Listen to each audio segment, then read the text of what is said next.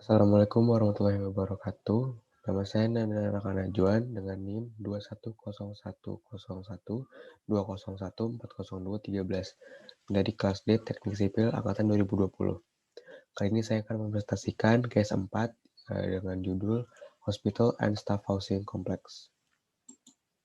Pertama-tama ada pendahuluan. Di bulan ini, tim VM menganalisis proyek dari 4 sudut pandang, yaitu arsitektur, struktural, mekanik, dan listrik.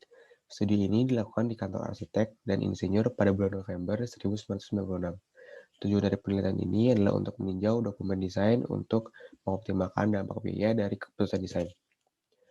Proyek ini melibatkan pembangunan rumah sekitar 350.000 SF dan kompleks perumahan 5 bangunan dengan sekitar 195.000 SF. Biaya yang telah divalidasi oleh TVE dan disetujui oleh AE berjumlah sekitar 93 juta dolar. Dari 127 ide pada tahap review awal, dihasilkan penghematan awal lebih dari 16 juta dolar dan tambahan potensi penghematan biaya lanjutan dalam operasi, pemeliharaan, dan peningkatan pendapatan sekitar 2.665 dolar setiap tahunnya. Dengan potensi penghematan sejumlah 5 juta termasuk biaya konstruksi serta peralatan pendukung dan medis.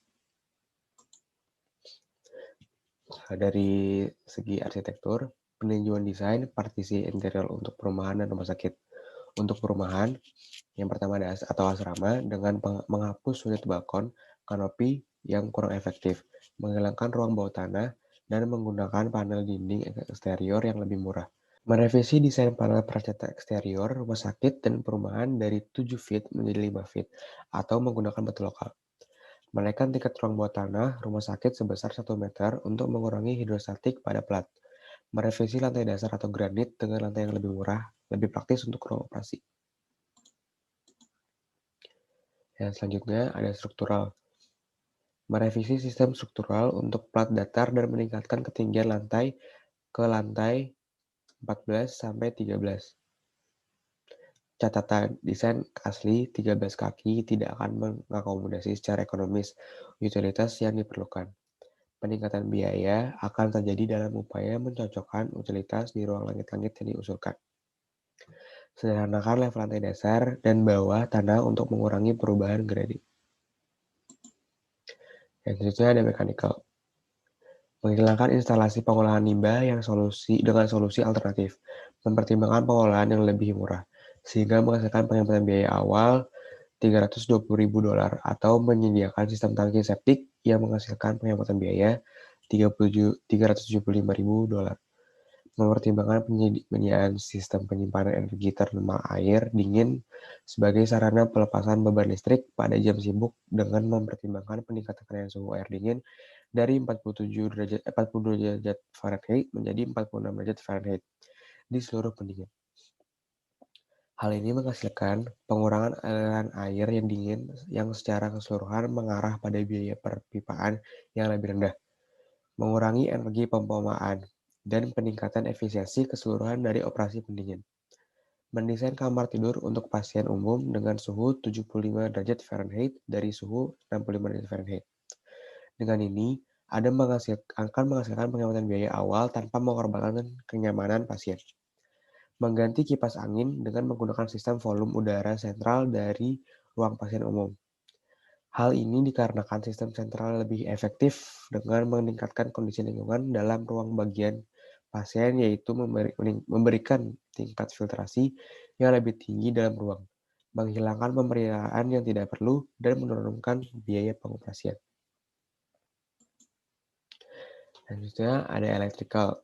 Mengkonfigurasi ulang sistem distribusi listrik untuk mengoptimalkan penggunaan distribusi tegangan tinggi. Mengganti parabola dengan pelengkapan lensa prismatik dan balas elektronik dengan faktor daya tinggi. Dikarenakan penghematan energi tidak mengimbangi biaya awal. Mengkonfigurasi ulang pencahayaan luar ruangan yang mengurangi jumlah kutub. Memutuskan sistem catu daya tak terintegrasi. Memindahkan switchgear lebih dekat dengan pusat beban. Mengubah voltase pendingin dari 28 volt menjadi 380 volt. Yang kita ada peralatan medis.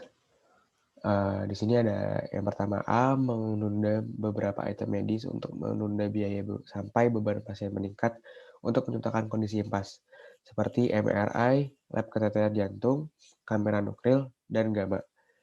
Biaya modal diprediksi sekitar $5.300.000, tidak termaksud di atas.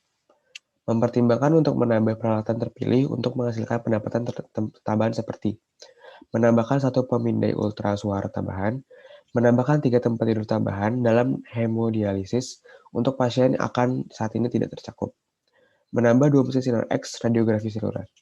Peralatan di sini akan menambah sekitar $675 per tahun dalam menghasilkan tambahan. Yang B, area terbesar dari potensi penghematan pada peralatan medis seperti berikut. Menghilangkan barang-barang yang berlebihan dengan perkiraan peralatan bangunan atau konstruksi. Mendapatkan peralatan lokal dimanapun tersedia dengan biaya lebih murah. Mengurangi jumlah yang tampak berlebihan dan beli peralatan pengganti atau produsen lain yang menghasilkan peralatan non-kepemilikan yang memadai untuk fungsi rumah sakit. Menambahkan peralatan yang diperlukan untuk memenuhi persyaratan rumah sakit secara keseluruhan atau biaya tambahan. Selanjutnya ada rekomendasi VE atau Value Engineering. Yang pertama ada merevisi lab klinis atau unit hemolidsida. Desain awalnya, laboratorium klinis ini dan unit hemolidsida berlokasi di antara Sumbu 10,15 dan AF. Lokasi tersebut terbagi menjadi beberapa area, yaitu area untuk donor darah, lab klinis, dan untuk hemodialisa. Desain susulannya adalah memperhatikan penataan ulang dari lab klinis dan ruang donor darah ini sesuai gambar di bawah.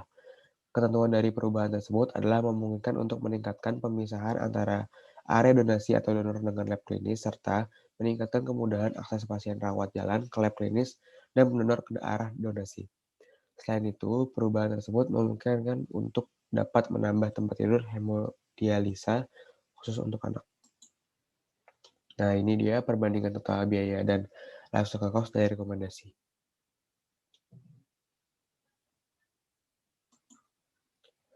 Selanjutnya ada merevisi panel percetak eksterior untuk rumah sakit dan perumahan.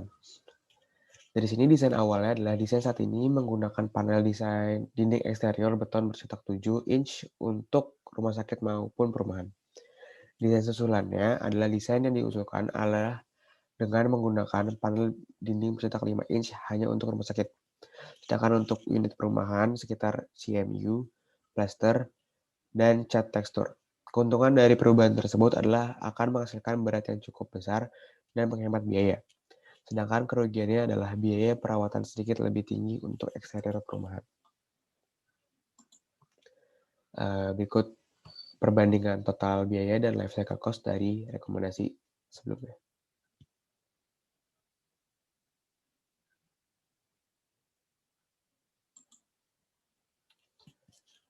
Selanjutnya, mengkonfigurasi ulang sistem distribusi listrik.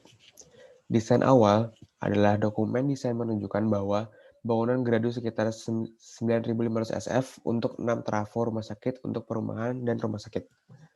Setelah revisi beban ke semua fasilitas, kapasitas trafo yang dibutuhkan adalah 9.000 kVA dari gardu diperlukan untuk menjalani sekitar 59.000 LF dari 3 kali 300 ditambah 150 mm kuadrat kabel bertegangan rendah.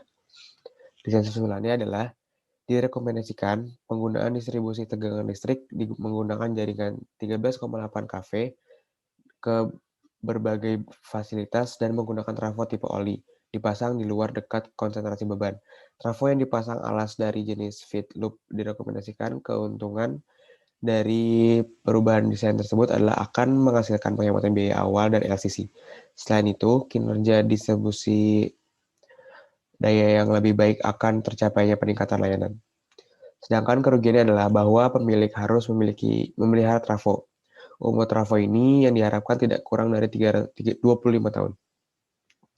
Kabel bertegangan tinggi ketika dipasang dengan benar memerlukan waktu perawatan yang lebih sebentar dari kabel bertegangan rendah. Nah, berikut perbandingan total biaya dan life cycle cost dari rekomendasi.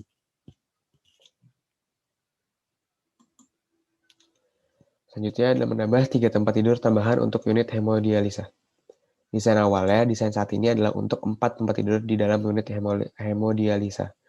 Desain susulannya, merevisi desain untuk menambah 3 tempat tidur untuk memenuhi kebutuhan bagi pasien anak-anak dan unit perantau. Memindahkan unit ke ruang yang lebih besar.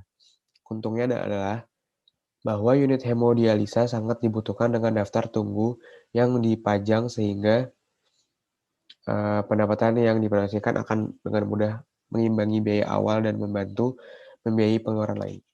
Dengan melihatnya proyeksi pendapatan dan biaya terlampir, titik impas atau break-even point kurang dari 1 tahun. Saat ini pasien anak-anak tidak dapat dilayani dengan baik. Ini dia perbandingan total biaya dan life cycle cost dari rekomendasi. Sekian presentasi tentang case 4 kali ini. Saya Nana Naka mengucapkan terima kasih. Wassalamualaikum warahmatullahi wabarakatuh.